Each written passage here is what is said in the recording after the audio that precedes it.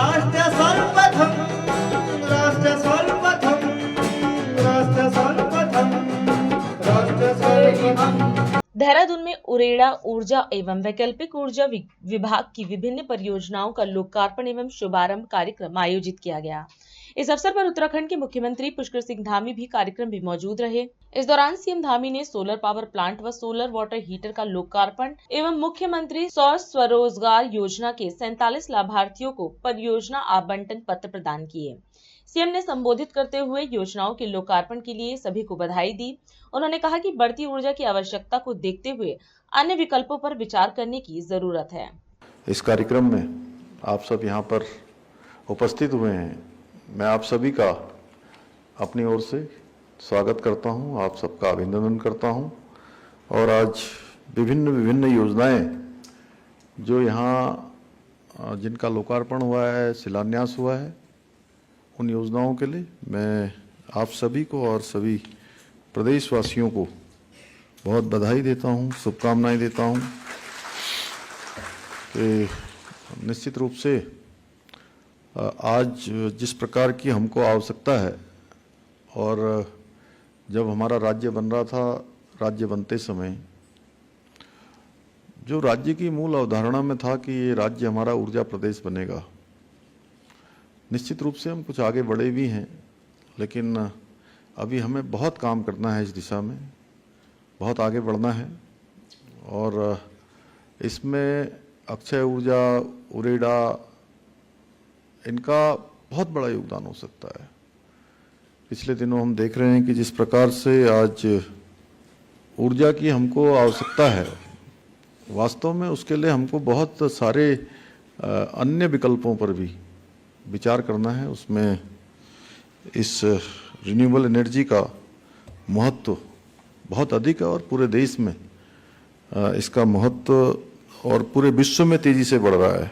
हम सभी जानते हैं कि जो जीवाश्म आधारित ईंधन के स्रोत हैं वो बहुत सीमित हैं एवं इनके प्रयोग से जो हमारा पर्यावरण है उसको भी बहुत बड़ी क्षति होती है, बहुत बड़ी हानि होती है।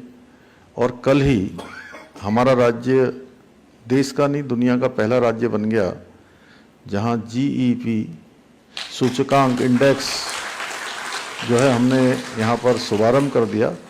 वो इंडेक्स हमने कल जारी किया। आप सब लोगों ने आज समाचार पत्रों के माध्यम से पढ़ा होगा कि इस तेजी से बढ़ते हुए ज्ञान विज्ञान के समय में हमारे लिए विकास भी जरूरी है और विकास के साथ साथ जो हमारी इकोलॉजी है वो इकोलॉजी भी हमारी बराबर बनी रहे, जो हमारी विशेषता है।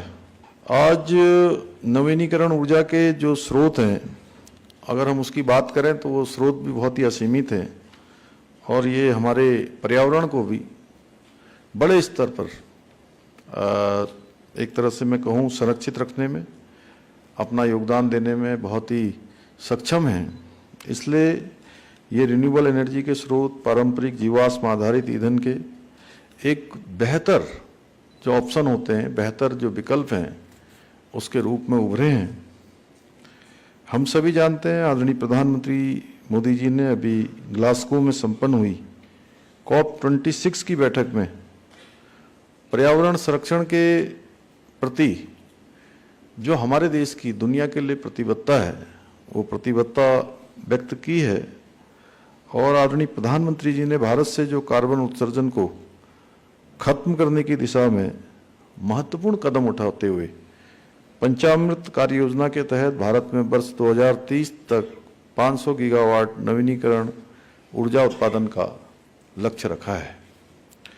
इसके साथ ही एक लंबी दीर्घकालिक योजना 2070 तक 2070 तक देश को नेट जीरो यानी कार्बन न्यूट्रल बनाने का भी लक्ष्य रखा गया है। आदरणीय प्रधानमंत्री जी ने हाइड्रो उत्पादन और उद्योगों में जो स्वच्छ ऊर्जा है उसको बढ़ावा देने हेतु राष्ट्रीय हाइड्रोजन मिशन की शुरुआत के साथ ही ऊर्जा दक्षता ब्यूरो इसकी भी स्थापना करने का काम किया है। और आज प्रधानमंत्री कुसुम योजना के तहत किसानों को सौर पंप सौर ऊर्जा संयंत्रों की स्थापना के लिए जो सब्सिडी प्राप्त हो रही है, समर्थन प्राप्त हो रहा है, जिससे कृषि क्षेत्र में जो हमारी रिन्यूएबल एनर्जी का उपयोग है वो तेजी से बढ़ रहा है। और मुझे पूरा विश्वास है कि हम आप सभी के सतत प्रयासों और दृढ़ संकल्प से जहां एक और रिन्यूएबल एनर्जी के क्षेत्र में उत्तराखंड को हम सब शीर्ष स्थान पर पहुंचाने में सफल होंगे, वहीं भारत को कार्बन न्यूट्रल बनाने में भी हम सब देवभूमि से अपना योगदान देंगे। मैं आप सबको आज के इस अवसर पर बहुत शुभकामनाएं देते हुए, बहुत बधाई देते हुए, मुझे पूरा विश्वास है कि हम तेजी से आगे बढ़ेंगे। आप सबका बहुत बहुत धन्यवाद। राष्ट्र